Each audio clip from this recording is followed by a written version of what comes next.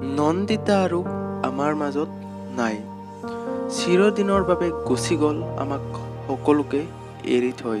নন্দিতা শইকীয়াৰ মাকে কান্দিছে ছোৱালীজনীলে বাৰে বাৰে মনত কৰি কৰি। হাজাৰ সপোন বুকুত বান্ধি লৈ চিৰদিনৰ বাবে বিদায় ল'লে নন্দিতা শইকীয়াই।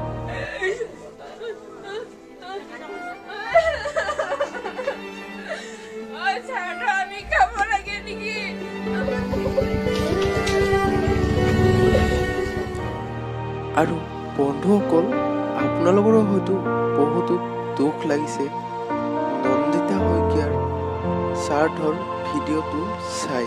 আৰু আমি সকলোৱে দাবী কৰিব লাগিব যে যাতে ৰিণ্টু শৰ্মাক অতি সোনকালে ফাঁচি দিয়ে আৰু নন্দিতা শইকীয়াই যাতে ন্যায় পায়। যদি ৰিণ্টু শৰ্মাক ফাঁচি দিয়া নহয়, তেনেহ'লে যেনেদৰে নন্দিতা শইকীয়াৰ লগত হৈছিল তেনেকুৱাকৈ আৰু আন কোনোবাৰ লগত হ'ব পাৰে। গতিকে ৰিণ্টু শৰ্মাক ফাঁচি দিব লাগে। ভিডিঅ'টো শেষলৈ চোৱাৰ বাবে ধন্যবাদ। জয় আই অসম।